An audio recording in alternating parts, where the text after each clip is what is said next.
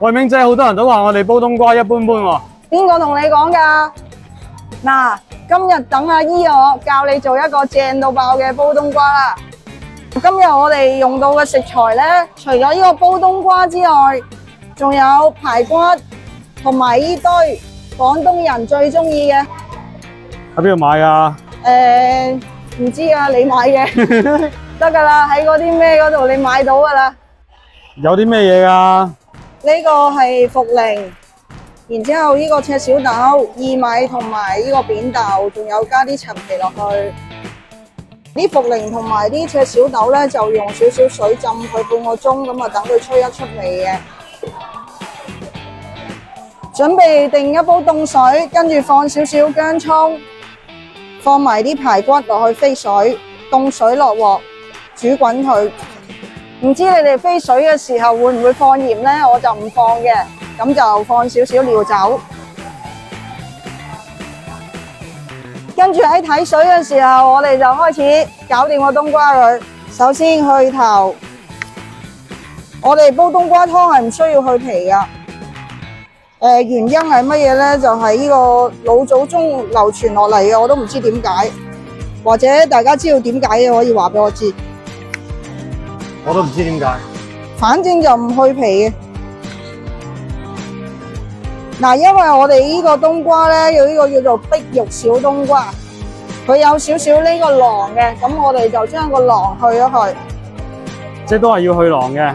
去一去咯，佢同嗰個大冬瓜嘅品種有啲唔一樣，咁啊為咗唔影響口感，我哋去少少呢個囊。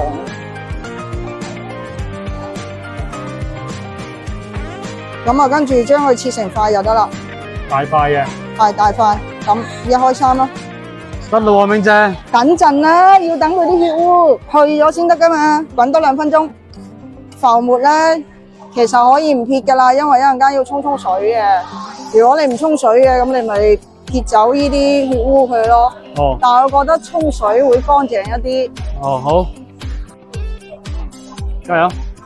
妖，你隔水啦，屌！都唔知你睇乜？隔水啦。都唔知有乜好睇。嗱，嗰啲，嗱，阿姨教你，呢個時候咧就可以隔水啦。即係咩時候咧？咪滾咗2分鐘之後，咁你咪隔咗水佢咯。哦。嗱，咁我哋將佢嗰啲殘留嘅血污沖走就可以啦。沖到咁樣。就好乾淨嘅，咁就可以嚟煲湯啦。熱咗隻鑊之後咧，用文火喝一喝呢啲薏米同埋白豆。有啲咁嘅嘢㗎，我以為直接掉落去一齊煲嘅。唔係㗎，咁你直接煲都得㗎，受到咪得咯。咁建議係喝一喝佢咧，佢會溫和一啲啊嘛。喝到呢啲白豆變咗咁樣黃黃地色就得啦。同埋啲薏米，見唔見到啊？見到。嗱，咁樣黃黃地、焦焦地咁樣嘅色就可以啦。嗱，將頭先浸過水嘅嗰啲茯苓同埋赤小豆。咁呢啲點解又要浸水咧？等佢出味啊嘛，可以出味，容易出味。哦。容易出味啊！咁啊，跟住懟埋呢啲。屋企有蜜棗就最好放啲蜜棗。哦。因為啲廣東佬煲湯都係中意蜜棗。咁唔一定嘅，我覺得有啲都唔使放蜜棗嘅。跟住就放埋頭先飛個水洗乾淨嘅排骨。嗱，最尾掉幾粒陳皮落去。咁啊，有啲人話中意將嗰啲陳皮呢啲白色嘢咧，浸個水之後去掉，佢就唔會咁澀嘅。哦。咁我就覺得冇乜大影響，咁啊有上去得。好。材料放晒落去之後咧，我哋煲滾佢，跟住就調中細火煲40分鐘。飲得未啊？好耐啦。未啊，都未放冬瓜。哦，係喎，靈魂嘅冬瓜都未放。嗱，煲咗40分鐘噶啦。40分鐘。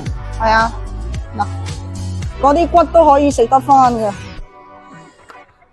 呢隻黑豬排骨嚟噶嘛，係嘛？係啊。嗱，將啲冬瓜倒埋落去，開大火。大火。滾起佢之後，再調翻個細火煮佢20分鐘得啦。我諗人哋嗰啲湯要閒閒地都煲3、4個鐘喎。咁你3、4個鐘佢咪冇晒營養咯？好似啲骨啊、豆啊咁，其實都唔使煲好耐嘅。你如果煲好耐嘅話，其實佢嗰啲營養喺裏邊會煲晒走嘅。哦，咁啊冇營養噶啦，所以話點解老火湯而家係我哋唔興飲噶啦，多嘌呤啊之類嗰啲嘢，就係有啲有害嘅物質，你喺裏邊不斷循環咁樣煲，反而係唔好嘅。滾咗之後調細火，吸蓋，再煲多20分鐘，煲到個冬瓜腍就得啦。阿姨有湯飲未啊？有啦，啱啱食完隻鮑魚可以飲啦。嗱，哇，正到爆啦！哇，真係白白地色嘅喎。係啊，嗰啲扁豆啊，嗰啲嘢啊嘛，學過佢啊嘛。嗱，呢個湯係咪而家呢個天時飲？係啊，三伏天啊、夏天啊都適合飲噶。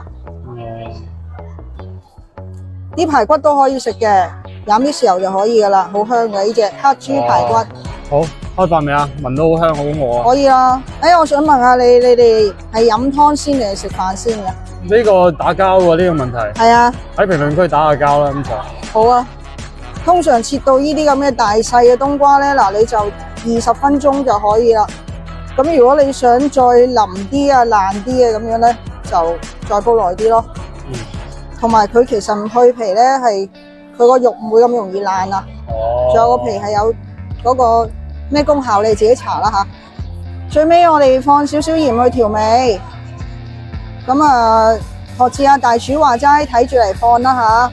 因為呢啲湯太鹹，其實佢唔好飲噶。我哋就要飲清清淡淡嘅味道。個湯啲顏色都幾靚下嘅喎。係啊，梗係啦，阿姨煲嘅喎。阿姨靚湯係唔同啲。係啊，阿姨靚湯啦，請你飲。睇熱啊，心急飲唔到熱湯啊。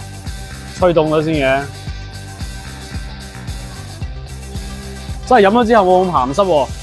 係嘛？啊！阿姨煲嘅靚湯啱唔啱你飲啊？可以。真定假㗎？真嘅。哇！你好搞喎個樣。嗱，